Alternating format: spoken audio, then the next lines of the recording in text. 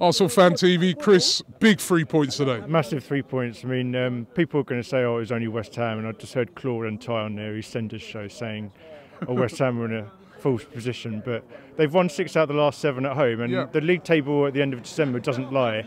Well, you can only beat what's put in front of you. Even against QPR, I don't think we've got enough credit. I mean, I was at the pub before the game, load of West Ham fans in there, mixed pub, and they were, I can't tell you how confident they were. I've never seen West Ham fans so confident. I think they're shocked that they've lost this game today. So it is a big win. Their bubbles have burst now, haven't they?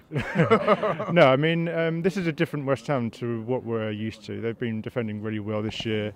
Jenkinson's been playing well, and they do pose a threat. And even today, I think they played well, and we dealt with it.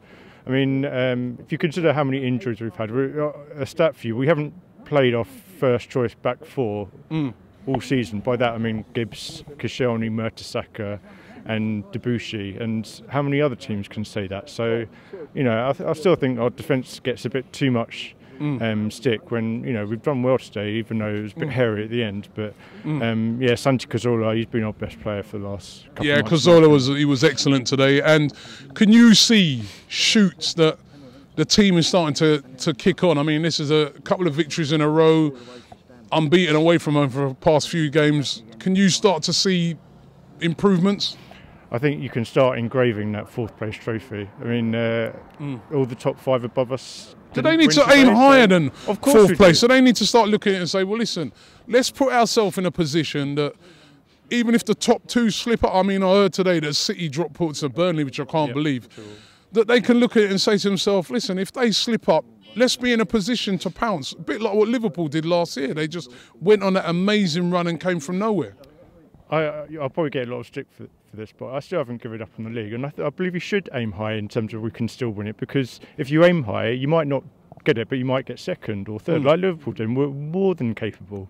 I mean, just to go back to what you previously said about 4th place, it is and it isn't a trophy. Financially speaking, it is a trophy when you consider how important it is to the stability and financial side of our club, especially with the increased money this year. But obviously, it's not a trophy. It's not what you look back on in 10 years and think, oh great, we won. But I think over the last 10 years, people, what I get a bit annoyed about is that our fans write off the last 10 years as a failure before the FA Cup, and I don't agree with that at all. I think getting that top 4 every year is commendable achievement given how much we've spent. I mean, if you look at the net spend of the Premiership between 2002 2012, we were 9th in that.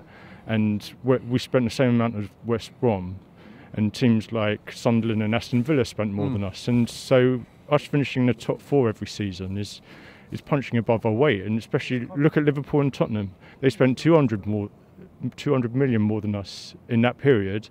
And how many times Liverpool finished above us? About 3 times. And Arsene Wenger's 18 years, and Tottenham have never finished above us. So you've got to put it all in perspective. And I don't know, the top 4 thing is important, but you know, I don't want us to only aim for that. We want to aim for the top, and I think we can still do it this season if we go on a run like this. I thought Coughlin didn't do too bad, like considering he got thrown in at the deep end.